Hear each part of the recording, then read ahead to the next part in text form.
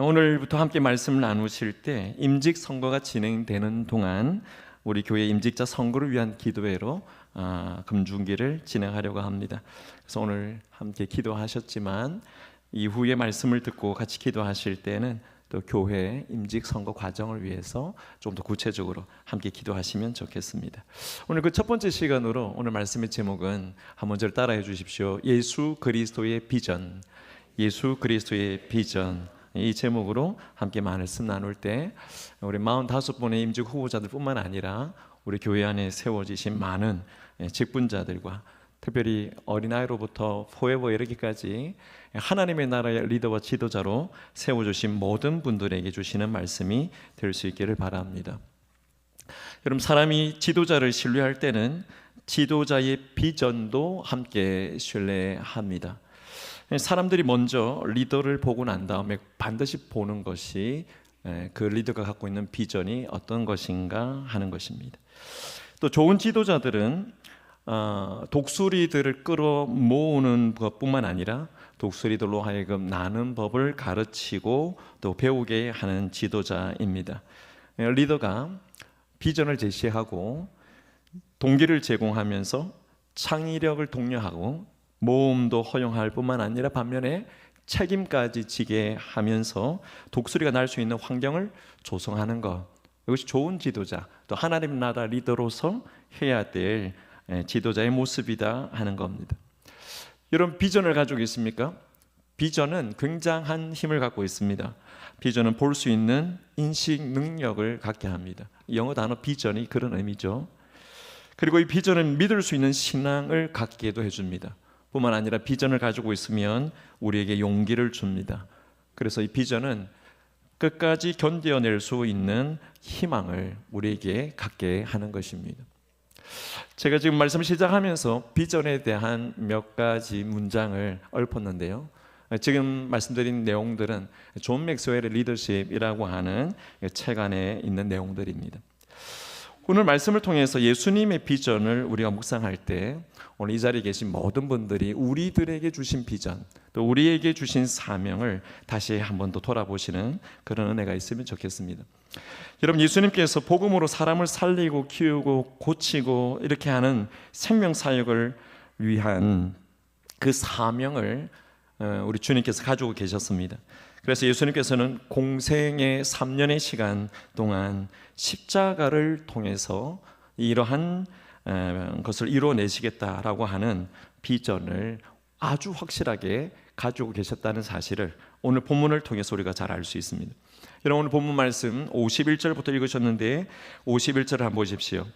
예수님께서 성천하실 기약이 차감해 예루살렘을 향하여 올라가기로 굳게 결심하셨다고 말씀합니다.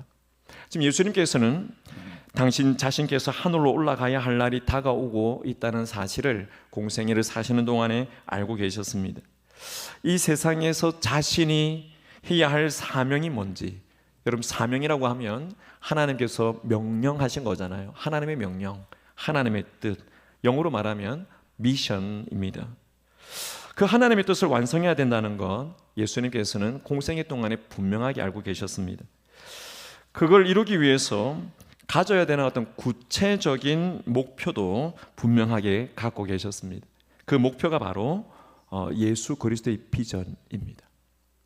예수님이 어떤 목표를 가지고 있었는가라고 하는 것이 예수님의 비전이었다는 거죠.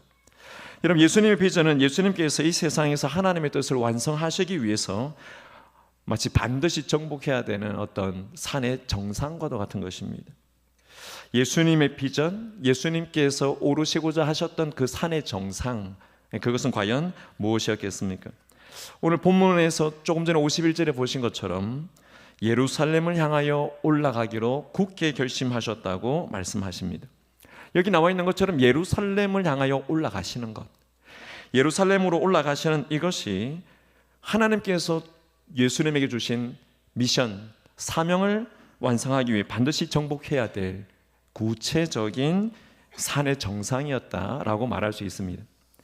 여러분, 그러면 예수 그리스도께서 명절이 될 때마다 예루살렘에 올라가시고 하셨는데 예루살렘으로 올라가시는 이것이 예수님이 가지시는 구체적인 비전이었겠습니까? 아니면 여기에 또 다른 깊은 의미가 있겠습니까? 예수님의 예루살렘 행은, 예루살렘에 올라가시는 그 길은 십자가를 지기 위해서 가시는 길이었습니다. 예수님께서 십자가에서 피 흘려 죽으셔야만 죄인인 하나님의 백성들의 모든 죄를 대속할 수 있었고, 또 죄인들에게 죄를 용서받을 수 있는 길을 열어줄 수 있었기 때문에 예수님께서 십자가에 죽으시는 것, 예수님이 십자가에 돌아가셔야만 되는 이것이 이 세상에서 복음으로 사람을 살리고 키우고 고쳐내고자 하는 하나님의 그 뜻, 주신 사명을 이루어낼 수 있는 올라가셔야 되는 어떤 산의 정점, 이곳 예수님의 비전이었다는 겁니다. 십자가를 지시는 것입니다. 여러분, 당시의 제자들은 우리가 잘 아는 것처럼 예수님이 가졌었던 이런 비전, 십자가를 주시겠다고 하는 그런 비전과는 전혀 다른 비전을 갖고 있었습니다. 여러분, 오늘 본문에 누가복음 9장 51절부터 보셨는데 전문목에 보시면 46절에 제자들의 모습을 볼 수 있습니다. 제자들 중에 누가 크냐 하는 변론이 일어났다고 했습니다. 예수님의 제자들은 예수님께서 예루살렘에 올라가시면 예수님께서 왕이 되실 것이고 임금이 되실 것이기 때문에, 그러면 그때 누가 더 높은 자리에 앉을 것인가, 이 문제로 다투었다는 말이죠. 제자들이 가지고 있었던 그들의 비전은, 그들이 바라보고 있었던 어떤 구체적인 목표는 예수님이 예루살렘에 올라가셔서 왕과 임금이 되실 때 높은 자리를 차지하는 것, 이것이 그들의 비전이었습니다. 제자들은 이런 식으로 아직 지워지지 않은, 또 그들이 상상 가운데 가지고 있는 권력일 뿐만인 그것을 가지고 다투고 있었던 거죠. 그러나 예수님께서 제자들과 전혀 다른 비전을 가지고 예루살렘으로 올라가기로 결심하고 계십니다. 여러분, 오늘 말씀 이후에 나오는 여러 구절들 가운데 특별히 누가복음 13장 33절을 한번 보십시오. 같이 한번 읽어보시겠습니까? 그러나 오늘과 내일 모레는 내가 갈 길을 가야 하리니 선지자가 예루살렘 밖에서는 죽는 법이 없느니라. 예수님께서 예루살렘으로 올라가시기를 굳게 결심하신 게 9장이었는데 13장에서는 내가 가야 할 길이라 늘 생각하셨다는 거죠. 내가 갈 길, 그 길을 가야 된다 하시면서 내가 가야 할 길을 늘 생각하고 계셨습니다.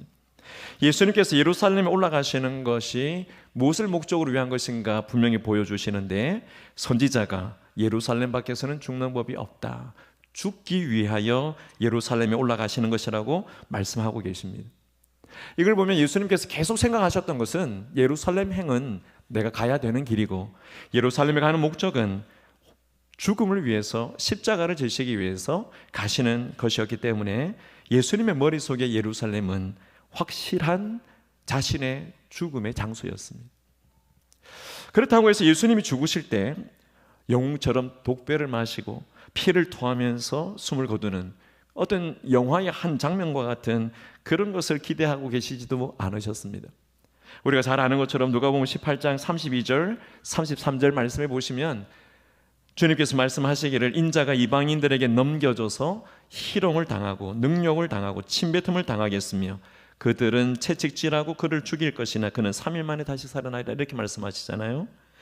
예수님께서 고통 없이 순식간에 죽는 것, 그 죽음을 상상치도 생각지도 않으셨습니다. 말씀 나와 있는 그대로 이방인들의 손에 넘겨질 것이고 희롱과 모욕과 침뱉음과 채찍질을 맞을 것이고 그렇게 고난을 받은 후에 죽임을 당하게 되어 있다고 말씀을 하신 것입니다. 예수님께서 예루살렘에 올라가신 것은 이렇게 죽으시기 위해서 올라가시는 것이었습니다. 여러분, 이것을 보면 예수님께서 십자가를 지신다라고 하는 이 비전을 가지고 있었는데, 그 비전을 가지고 계속 십자가를 바라보면서 예루살렘을 바라보고 있을 때 예수님이 당연한 것이지 하고 그냥 그렇게 바라만 보고 계셨을까? 그렇지는 않았을 것 같아요. 여러분, 예수님의 이 죽음은, 그 과정이 엄청나게 고통스러운 것이고, 고통스러운 것임을 군데군데 묘사하고 있을 뿐만 아니라 실제 고난을 당하시고 십자가를 당하실 때 그 고통이 얼마나 컸던가를 말씀을 통해서 우리는 계속 확인할 수 있습니다. 예수님께서 예루살렘에 올라가시려고자 하시는 이 죽음이 만만치 않은 죽음입니다.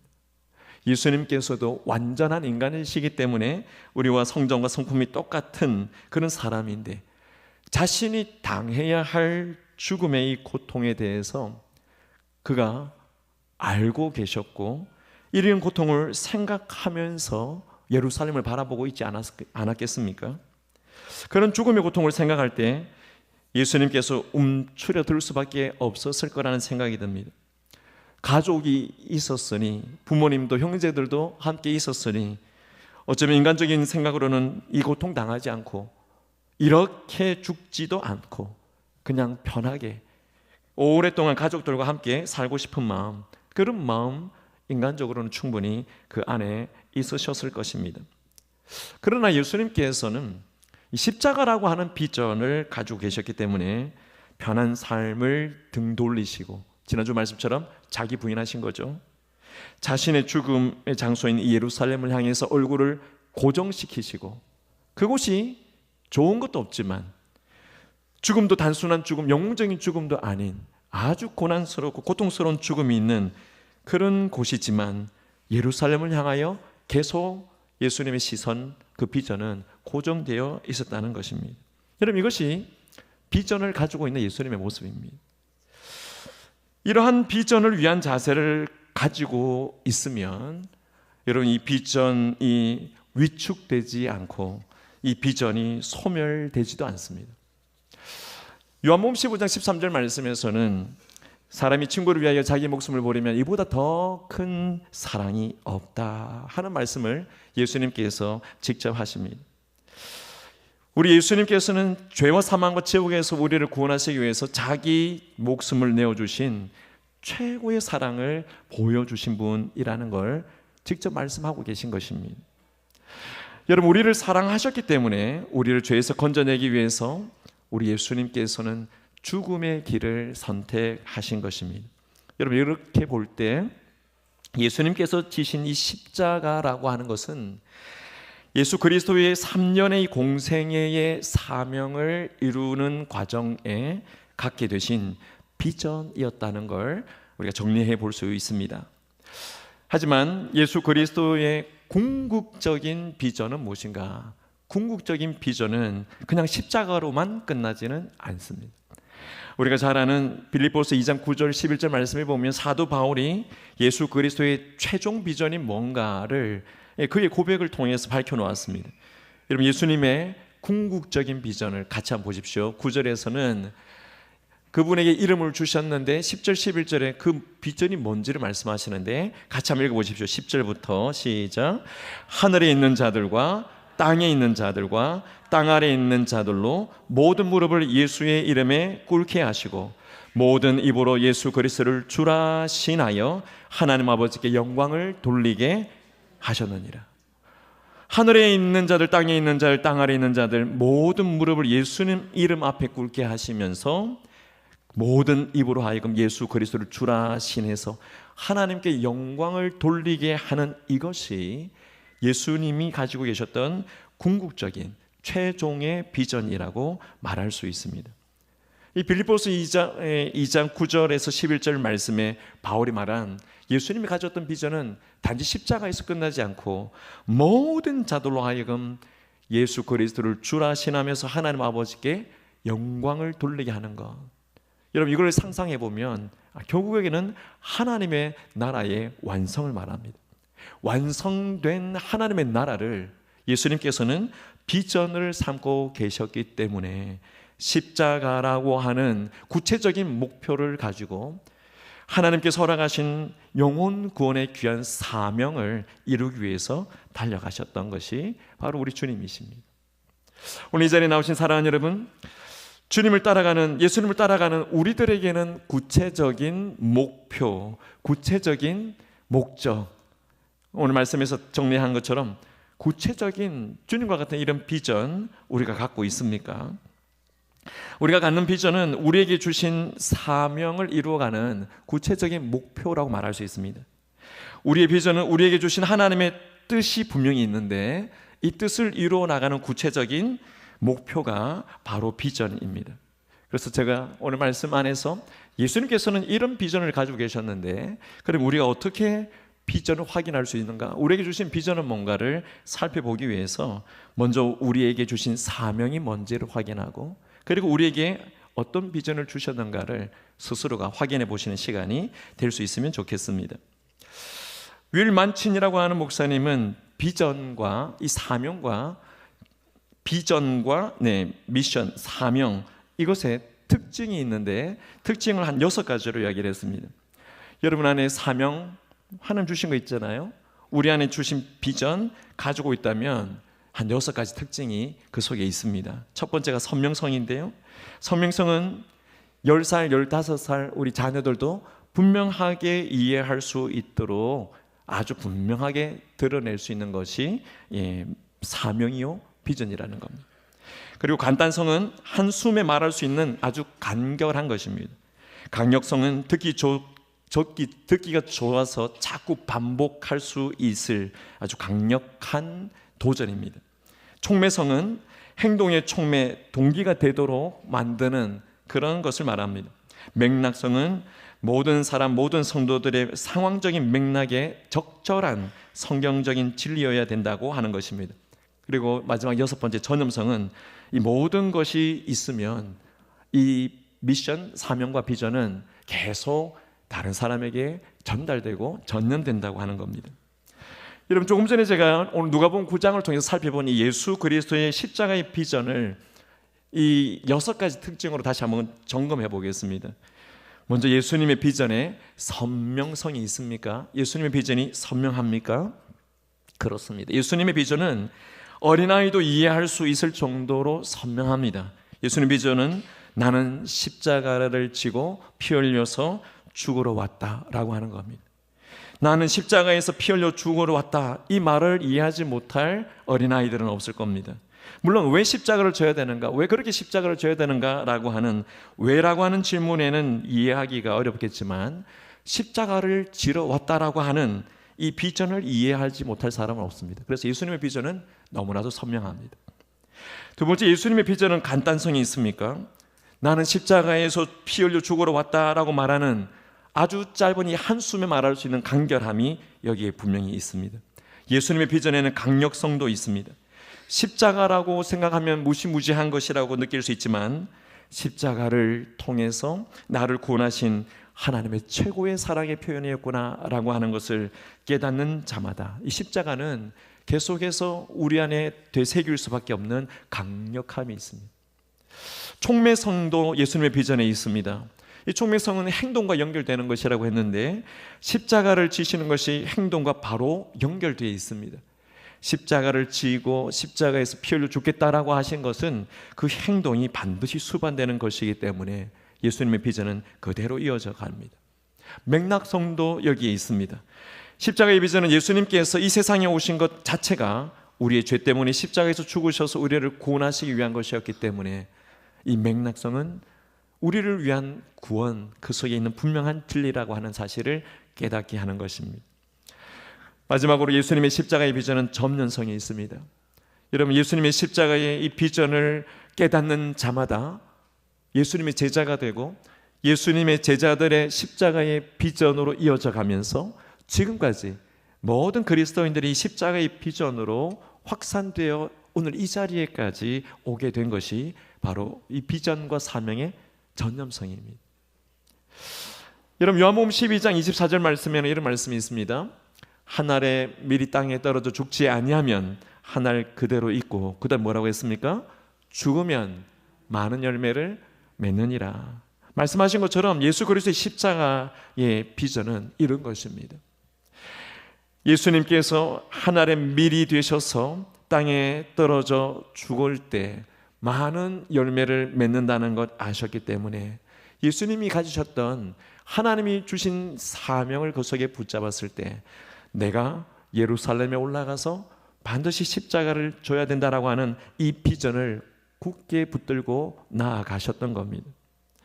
그렇기 때문에 오늘날 예수님의 제자 한 사람 한 사람이 오늘 예수님의 이 말씀처럼 한 알의 밀이 되어서 땅에 떨어져 죽을 때 수많은 열매를 맺는 것이 한국교회와 세계교회의 역사입니다. 예수님의 이 비전이 거룩한 전념성을 갖고 있기 때문에 오늘 이 자리에 나오신 분들도 가슴에 손을 얹고 한 번 더 우리를 진단해 보신다면 주님의 제자들을 거쳐서 바로 여기 나 자신 예수님의 제자로 부름받은 우리에게까지도 십자가를 져야 된다라고 하는 예수님의 이 비전이 우리의 비전이 되고 있는 것인 줄 믿습니다. 여러분 그렇습니까? 여러분의 비전이 되고 있습니까? 예수님의 비전은 예루살렘에서 십자가를 지는 것이었습니다.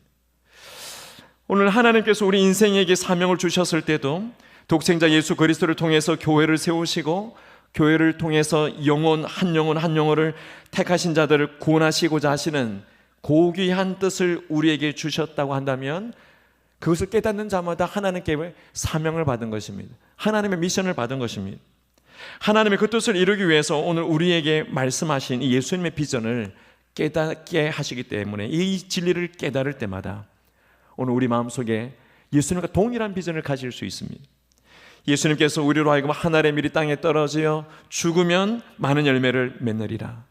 그의 비전이셨기 때문에 이 비전을 내 비전으로 삼겠다라고 하는 분들이 오늘 이 자리에 계시다면 예수님의 비전을 나의 비전으로 가지고 살아가게 되는 귀한 은혜를 이미 체험하셨고 앞으로도 경험하실 것이고 계속해서 수많은 사람들을 이 비전 안에 세워나가시는 것이 하나님의 뜻임을 깨닫는 은혜가 있으시기를 축복합니다.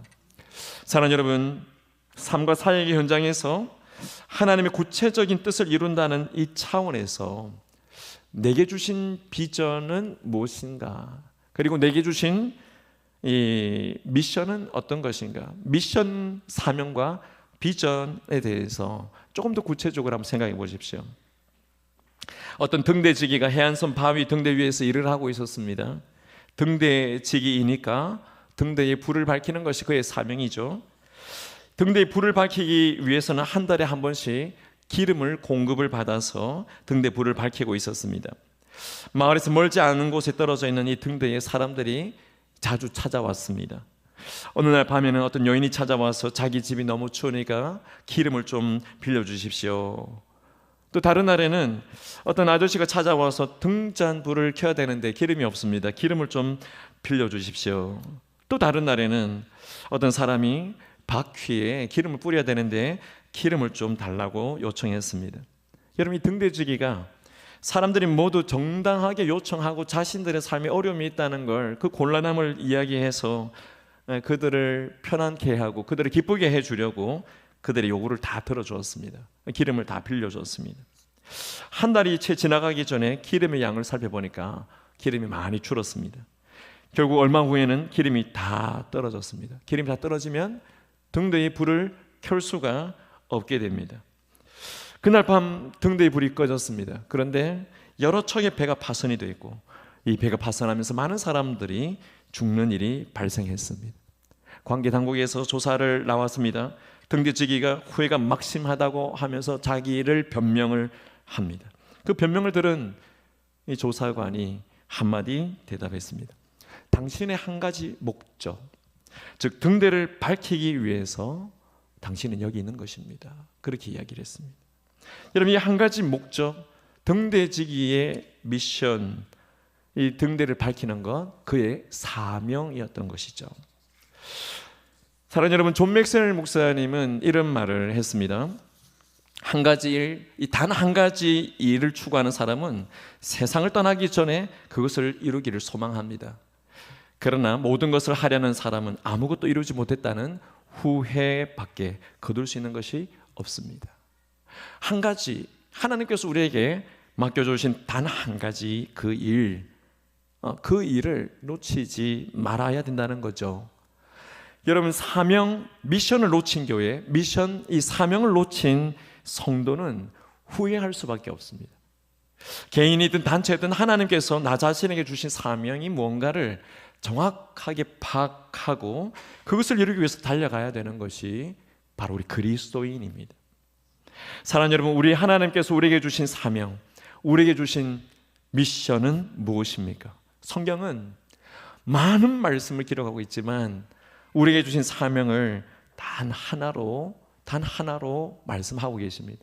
그 하나의 말씀이 계속 반복되면서 우리에게 주어지고 있죠. 하나님의 미션에 대해서 한 두 구절만 한번 보십시오. 우리가 너무나도 잘 아는 말씀입니다.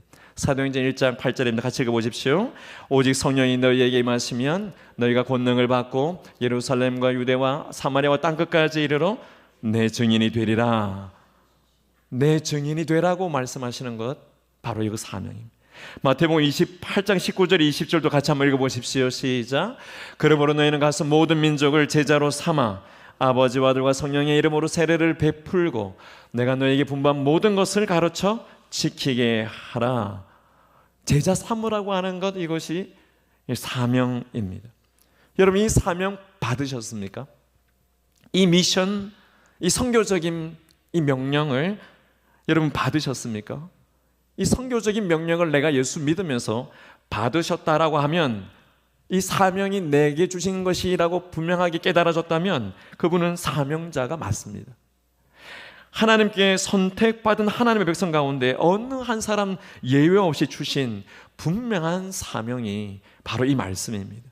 주님의 증인의 삶을 살면서 한 영혼 한 영혼을 제자 삼고 그들을 살리고 키우고 고쳐나가고 회복시켜 나가는 그 일을 미션으로, 사명으로 감당하라고 우리 모든 그리스도인들에게 주신 것이라는 사실을 우리가 꼭 기억하실 수 있기를 바랍니다. 여러분, 이 말씀이 명확하고 분명하면, 이 미션이 선명성이 있으면 우리가 분명한 맥락 안에 들어갑니다.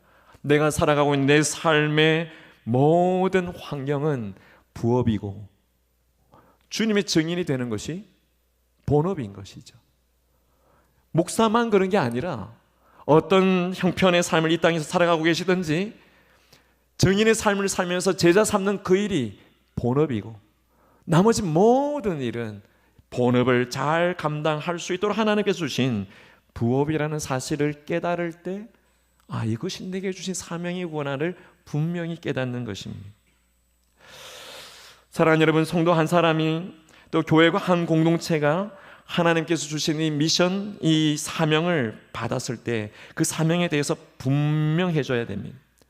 교회 공동체가 분명한 사명 인식을 갖고 있을 때 성도 한 사람 한 사람이 갖고 있는 미션관, 사명관이 분명하게 드러납니다.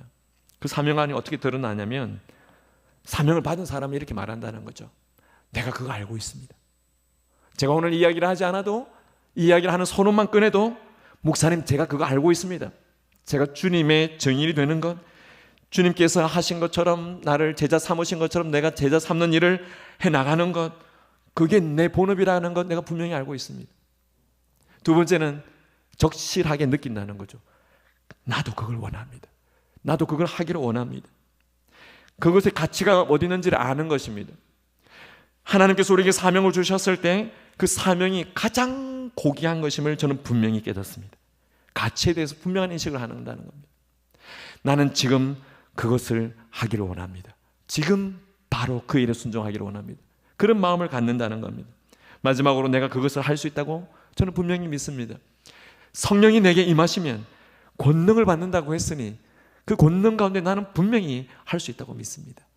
이런 반응을 하는 사람은 미션관이, 사명관이 분명한 사람이라는 것입니다. 제가 지난 사역반과 함께 단기 선교를 다녀왔을 때, 사역반과 단기 선교를 다녀왔을 때 단기 선교 기간 동안에 주신 은혜들이 참 많았습니다. 물론 힘들고 어려운 시간들도 있었지만, 이 단기 선교에 하나님께서 경험하게 하시는 것, 주시는 교훈, 또 여러 가지를 생각하게 하시는 은혜의 시간들이 참 많았습니다. 그 중에 한 가지 가장 제 마음에 마치 목과 같이 박힌 것은 무엇이었냐면, 우리 윤용욱 선교사님의 사역지를 경험하면서 그와 동일한 사역을 같이 나누어서 함께 사역하는 선교사님의 한 제자를 보는 것이었습니다. 많은 사람들에게 설교도 하고 가르치는 사역도 하고 그렇게 헌신하고 있는 요한 전도사님, 요한 형제라고 하는 분을 만났어요. 우리는 그냥 요한 전도사님이라고 부르는데, 그분은 신학도 하질 않았습니다. 그분은 농인으로서 성교사님을 만났고 성교사님과 교제하면서 말씀을 배우기 시작했고, 말씀을 배우면서 그가 하나님 앞에 예수님의 온전한 제자가 되겠다라고 결단하고 난 뒤에 결과적으로 5년 동안 제자 훈련을 한 겁니다. 5년 동안 어떻게 제자 훈련을 하셨습니까? 사랑에 위해서 했던 거 그대로 다 했더라고. 기초 양육과정 1년 하고요, 성경대학 1년 하고요, 교리대학 1년 하고요, 제자훈련 1년 하고요, 사역훈련 1년 하고 5년 동안 한 사람을 놓고 제자훈련을 한 겁니다. 그렇게 5년 동안 훈련을 하고 그러고 난 다음에 어떻게 신학교를 보냈나요? 신학교에 갈 수도 없고 농인이기 때문에 갈 만한 환경도 안 되고, 그래서 목사님이 직접, 선교사님이 직접 5년 동안 제자훈련해서 설교하는 법을 가르치고 목회하는 법을 가르치고, 그래서 목사님이 4개 교회를 개척했을 때 2개 교회씩 나누어서 주일마다 설교를 하고 사역을 맡기는 그 일을 하게 하셨다는 겁니다. 5년 동안 한 사람을 놓고 제자훈련하셨다. 제가 여기에 쇼킹했습니다. 한 사람을 놓고 제자훈련 5년 동안 하셨다. 5년 동안. 여러분, 미션관이 분명한 거 아닙니까?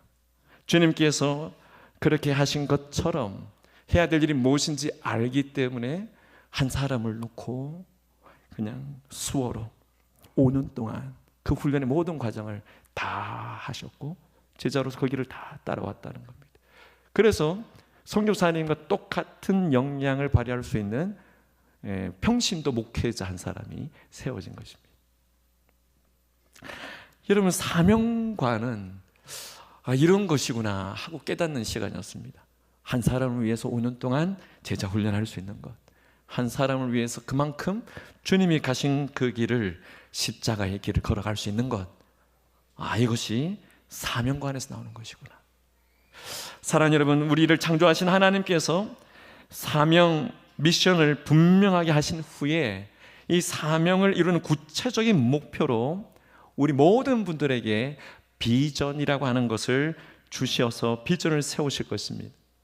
여러분, 이 사명이 내가 무엇을 위해서 나를 보내셨는가, 무엇을 위해서 나를 보내셨는가, 여기에 해당되는 것이 사명이라고 한다면 비전은 그럼 이 땅에 보냄받은 자로서 내가 어디로 가야 하는가, 여기에 해당되는 것입니다. 비전은 산 정상과 같이 정상으로 올라가는 이정표를 계속 제시해 주면서 그 정상으로 계속 나아가는 것이 비전이라고 할 수 있습니다. 오늘 하나님께서 우리 개인이나 우리 가정이나 우리 교회를 향해서 가까운 미래에 우리에게 원하시는 것이 무엇일까 기대하면서 우리에게 보여주시는 것, 여러분 마음속에 하나님께서 그것을 너무나도 분명하고 명확하게 맥락 있게 앞서 말씀드렸던 그런 특징들과 같이 계속 그 비전이 이야기될 때 다른 사람에게까지 접연되기도 하는 그런 비전을 우리에게 보여주실 것입니다.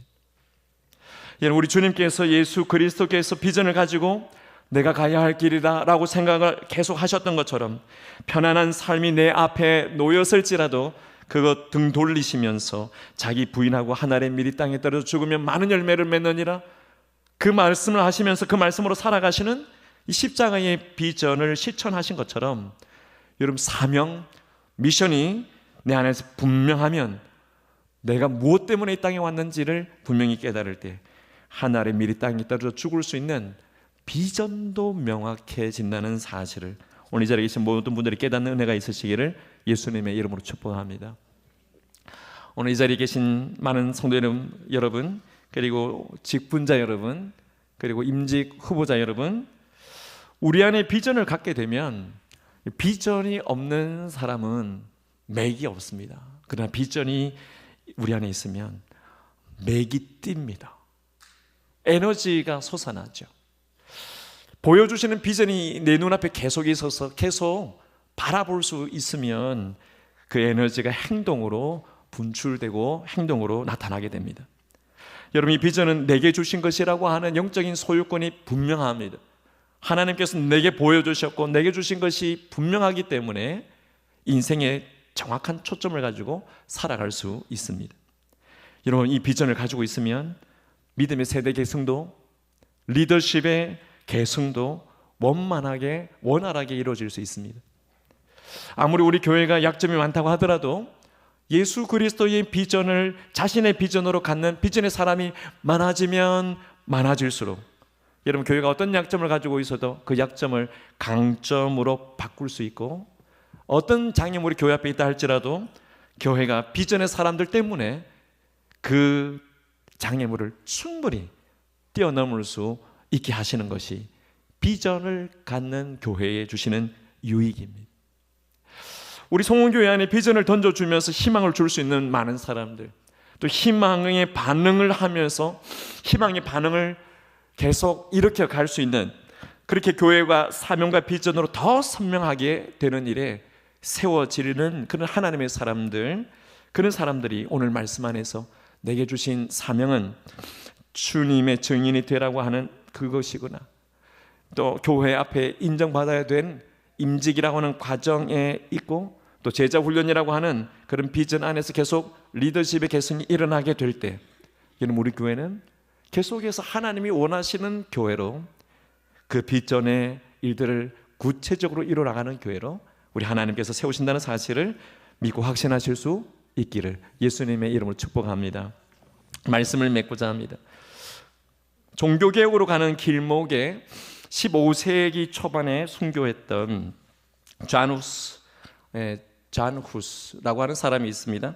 이 잔후스는 체코 프라하의 베들레헴 체펄에서 설교를 하면서 사람들을 섬겼던 당시의 목회자입니다. 제1기 사역반이 단기 선교 때 갔던 교회이기도 합니다. 베들레헴 체펄이라고 하는 곳인데, 이 잔후스는 체코 이름으로는 얀후스라고 하죠. 이 얀후스가 이곳에서 교회 부패나 성직자들의 타락을 비판하면서 성경 중심의 신앙을 강조했던 곳이 이 베들레헴 체펄이기 때문에 이 체코 종교 개혁의 상징적인 장소가 되어 있습니다.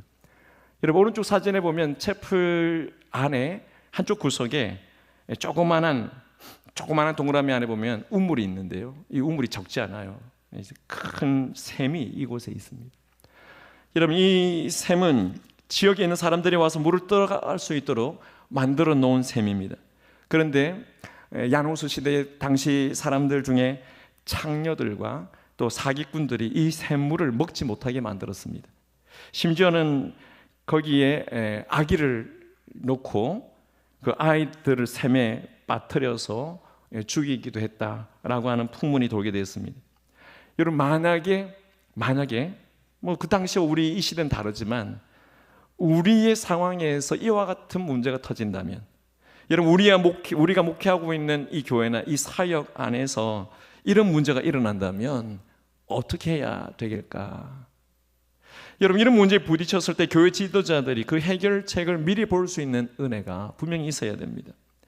비전을 가진 사람은 보통의 사람들이 보지 못하는 것을 보면서 문제를 해결해 나갈 수 있습니다. 이게 비전의 능력이죠. 이 얀후스는 두 가지 문제에 부딪혔습니다. 하나는 잃어버린 생명에 대한 비극, 그 문란했던 성문화 속에서 죽어가는 수많은 사생아들, 또 다른 하나의 문제는 마실 수 없는 이 물의 상실 때문에 지역 사람들이 물을 구하기 힘든 문제, 이 두 가지 문제에 부딪혔습니다. 이 얀후스는 이 문제를 해결하기 위해서 교회의 구석에 새로운 샘을 파기로 했습니다. 그리고 교회 옆에 이전에 다니지 않던 새로운 문을 만들어서 사람들이 그 문으로 들어와서 맑은 물을 마실 수 있도록 했습니다. 그리고 잃어버린 아기의 생명이 정말 중요하다, 그 의미를 보는 사람들마다 새길 수 있도록 하기 위해서 이 채플실 벽에 순수한 아기의 모습들을 그려 놓았다고 합니다. 물론 저희가 갔을 때 그 벽에는 아기들의 모습은 그리 많지는 않았습니다. 얀후스가 섬기던 이 베들레헴 교회는 마을의 문제를 해결해 가겠다라고 하는 의지를 가지고 새로운 샘이라고 하는 비전, 새 샘을 파서 그 마을의 문제를 해결해 갔던 것이죠. 여러분, 교회가 교회 영역 안에 우물을 파고 그 우물을 지역 주민에게 제공하는 것, 이건 아주 작은 십자가 정신을 실천하는 것입니다만 사실은 쉬운 일이 아니죠. 한 알이 미리 땅에 떨어져서 죽는 지극히 작은 실천이 비전 안에서 이루어졌을 때 이 당시에 문제들을 해결해 나갔고 그 당시 지역사회에 그 마을에 아주 큰 영향을 주었다는 것입니다. 사랑하는 여러분, 오늘 말씀 안에서 우리가 정리할 때 분명히 하나님이 주신 분명한 미션, 사명은 오늘 우리가 모두 다 받았습니다. 그 사명 안에서 이제 예수 그리스도의 이 비전을 기억하시면서 십자가를 지시는 것, 예루살렘 올라가서 죽으셔야만 되는 것, 분명한 이유를 가지고 죽으셔야 될 때 하나님의 이 땅에 떨어져 죽으면 많은 열매를 맺느니라 하시는 그 삶을 실천해 가셨던 그런 비전의 삶과 같이 우리 송원교회 안에 있는 모든 평신도 지도자들과 또 임직 후보자들과 모든 성도님들께서 예수님의 비전으로 살아갈 수 있는 그런 은혜가 우리 안에 있기를 꼭 간절히 원합니다. 여러분, 계속해서 우리가 기도로 함께 모일 때 사명이 더 분명해지고 비전의 눈이 열려서 임직식이 있다 할 때 위축되지 않고 또 이런저런 사역이 있다 할 때 그 사역 안에 넘어지지 않고 또 교회 앞으로 나가야 할 길에 여러 가지 문제들이 일어날 때 부정적인 생각에 매이지 않고 하나님의 뜻을 구하면서 구체적인 목표와 구체적인 그 목적을 비전 안에서 발견해내고 또 하나님의 뜻을 온전히 이루어 나갈 수 있는 그런 교회로 우리 교회를 세워가실 수 있기를 예수님의 이름으로 축복합니다. 오늘 이 자리에 계신 분들의 기도를 통하여 하나님께서 놀랍게 역사해 가실 줄 믿습니다.